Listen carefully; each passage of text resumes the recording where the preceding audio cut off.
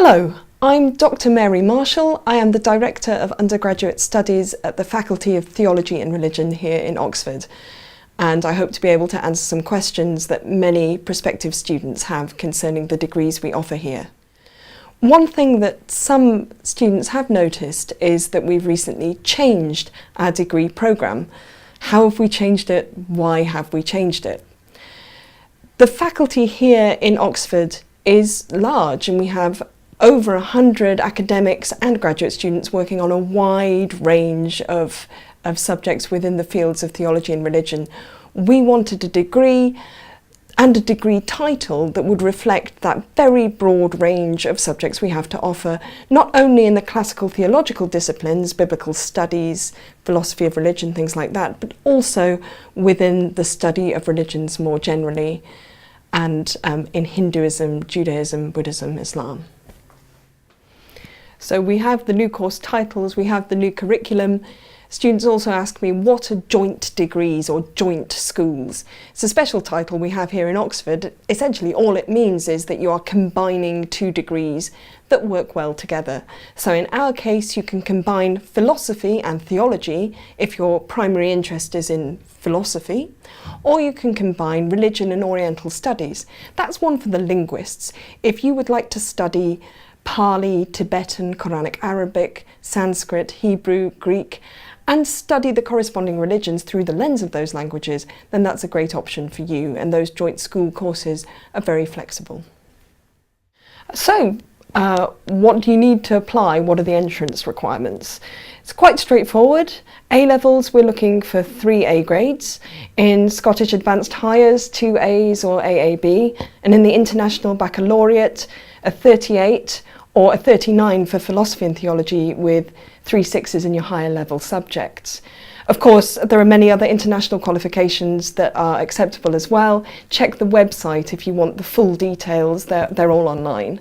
The really key point to remember here though is that none of our degree courses require any particular A-level subjects. So you do not need to have studied religious studies or philosophy and ethics at school in order to apply.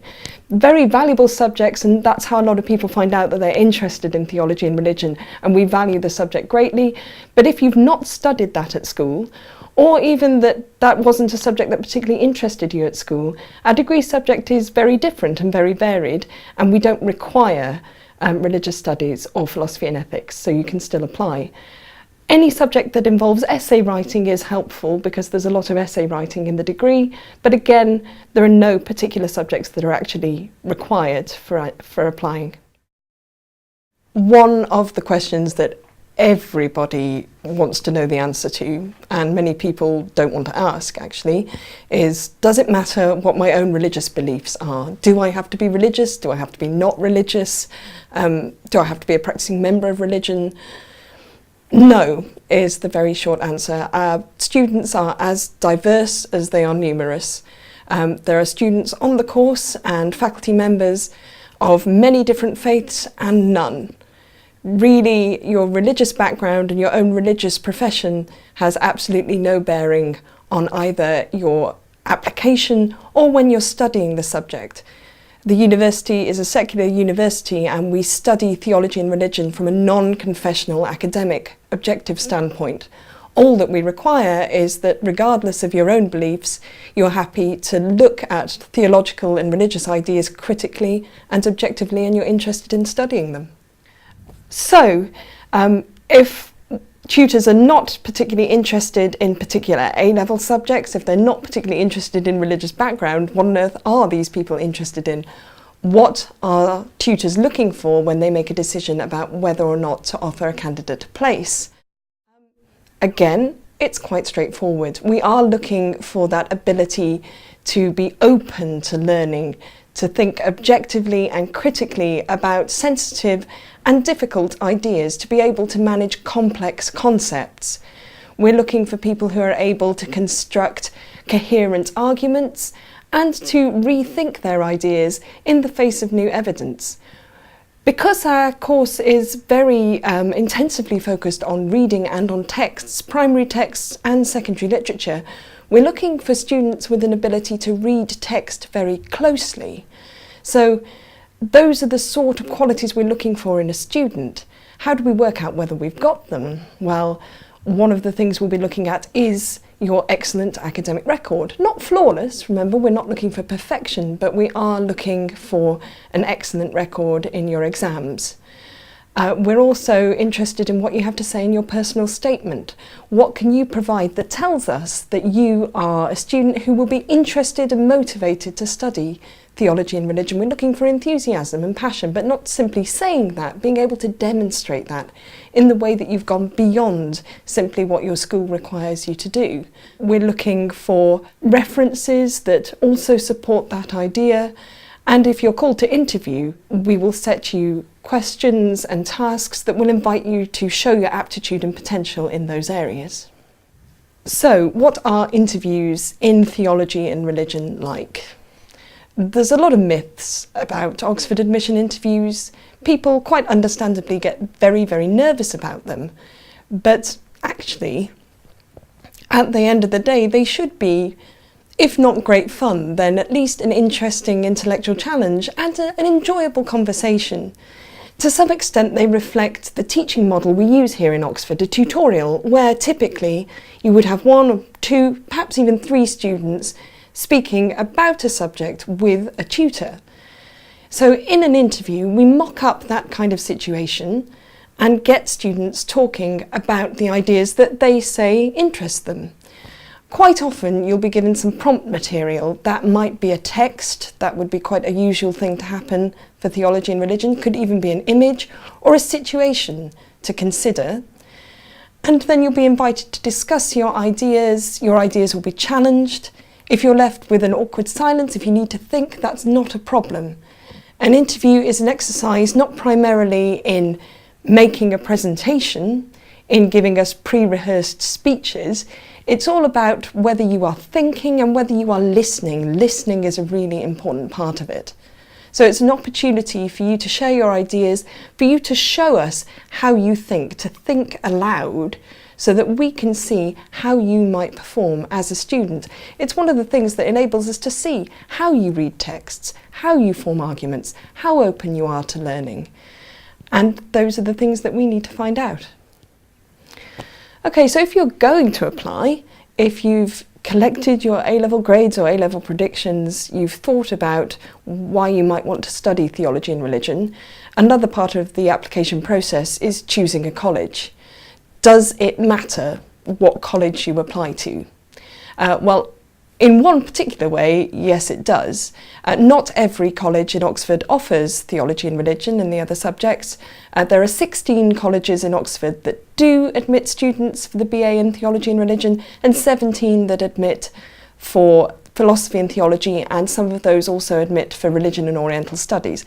The really important thing to do here is check the website and check the prospectus and find out which colleges admit for your subject.